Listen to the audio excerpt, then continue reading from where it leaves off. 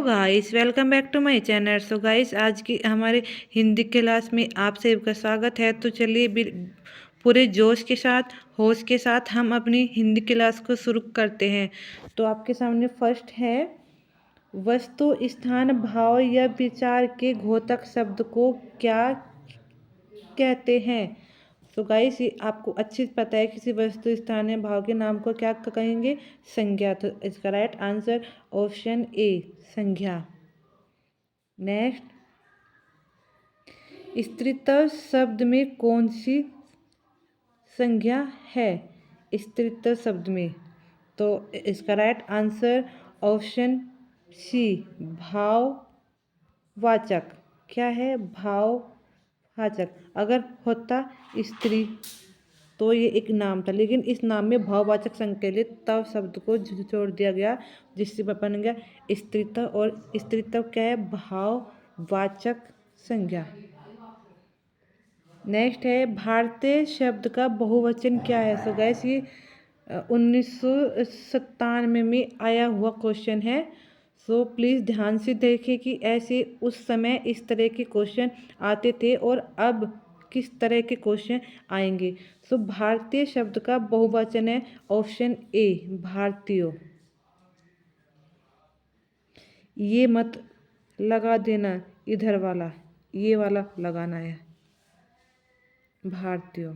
Next है, सूर्य शब्द का स्त्रीलिंग क्या होगा। सो गाइस, ये भी 1997 का आया हुआ है। तो सूर्य शब्द का ऑप्शन बी, सूर्य। हम जो सूर्य कहते हैं, तो ये सूर्य, तो सूर्य क्या आएगा, सूर्य।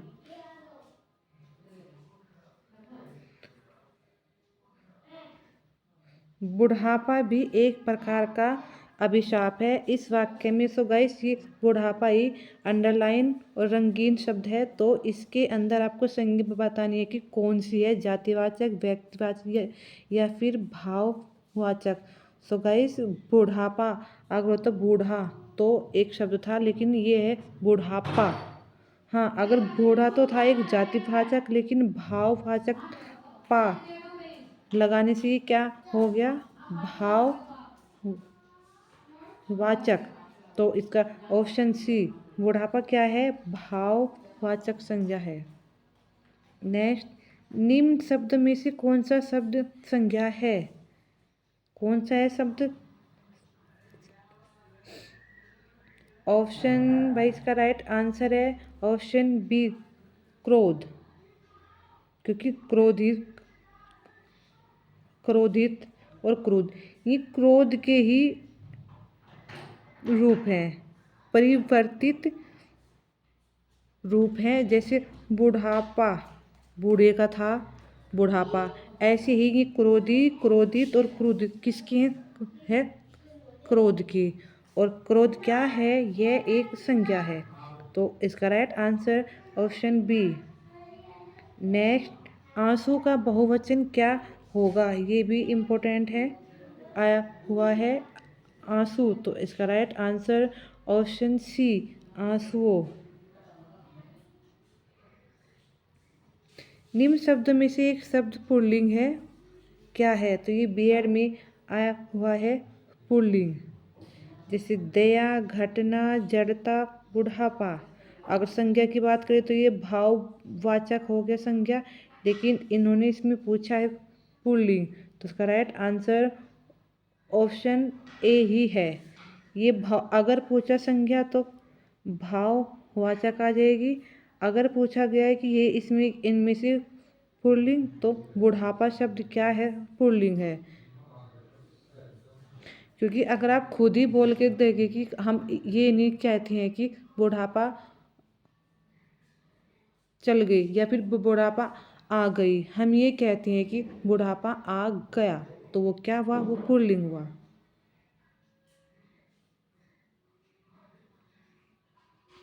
निम्न वाक्यों को पढ़िए तथा उसमें कारक के सही भेद को चुने। हे प्रभु, मेरी इच्छा पूर्ण करो, ये भी आया हुआ है 1998 में रेलवे में। और हे प्रभु, इसमें क्या हुआ, संबोधन वाला। तो इसका राइट आंसर ऑप्शन सी संबोधन कारक। नेक्स्ट है भाववाचक संज्ञा बनाए। लड़का, लड़काई, लड़कपन, लड़काईपन। तो इसका राइट आंसर ऑप्शन सी लड़कपन। ये हो गया भाववाचक संज्ञा। सच्चरित्र किस मूल शब्द से बना है? तो ये भी आया हुआ है सच्चरित्र, सच्चरित्र। तो इसका राइट आंसर है ऑप्शन बी चरित्र का है ये चरित्र का है, तो चरित्र से ये सच चरित्र बना है। नेक्स्ट है कौन सा शब्द बहुवचन है? 1999 में बहुवचन है। इसका राइट आंसर ऑप्शन बी प्राण। जैसे हम कहते हैं कि मेरे प्राण निकल गए या उसके प्राण निकल गए, तो बहुवचन नाम एक ही है लेकिन ये बहुवचन में गिना जाता है। कुछ शब्द ऐसे हैं कि वे बहुवचन ही होते हैं, तो ये प्राण उनमें से एक है। जैसे नेक्स्ट है निम्न में कौन सा शब्द पुल्लिंग है?